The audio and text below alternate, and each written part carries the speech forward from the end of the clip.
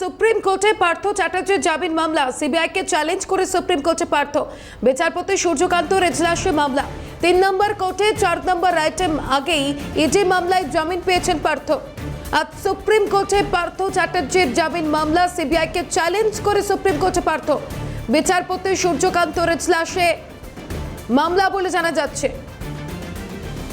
আজ সুপ্রিম কোর্টে পার্থ চ্যাটার্জির জামিন মামলা সিবিআইকে চ্যালেঞ্জ করে সুপ্রিম কোর্টে পার্থ বিচারপতি সূর্যকান্তর এজলাসে মামলা।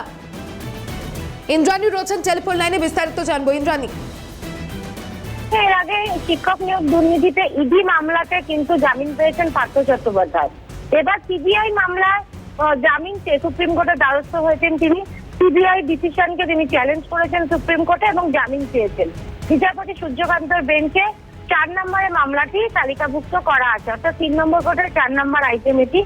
এবং এর আগে কলকাতা হাইকোর্টের ডিভিশন বেঞ্চ পার্থ চট্টোপাধ্যায়ের জামিনের আবেদনে সহমত প্রকাশ করতে পারেনি, অর্থাৎ দুজন বিচারপতির দুরকম মন্তব্য ছিল। কেউ একজন বলেছিলেন যে জামিন হোক, একজন বলেছিলেন তার বিরোধিতা করেছিলেন। এরপর স্পেশাল বেঞ্চে পার্থ চট্টোপাধ্যায়ের জামিনের আবেদন খারিজ হয়ে যায় এবং তারপরে কিন্তু সুপ্রিম কোর্টের দ্বারস্থ হয়েছেন পার্থ চট্টোপাধ্যায়। আজকে যে মামলা শুনানি কিছুক্ষণের মধ্যেই হবে। ইতিমধ্যেই বিচারপতি সূর্যকান্তর বেঞ্চ বসে গিয়েছে। 1 নম্বর আইটেমটি শুনানি চলছে, এরপর 2, 3 এবং 4 নম্বরে কিন্তু পার্থ চট্টোপাধ্যায় মামলাটি রয়েছে। আসুমা, বেশ, ধন্যবাদ জানাবো ইন্দ্রাণী। আজ সুপ্রিম কোর্টে পার্থ চ্যাটার্জির জামিন মামলা সিবিআইকে চ্যালেঞ্জ করে সুপ্রিম কোর্টে পার্থ বিচারপতি সূর্যকান্তর এজলাসে মামলা রয়েছে।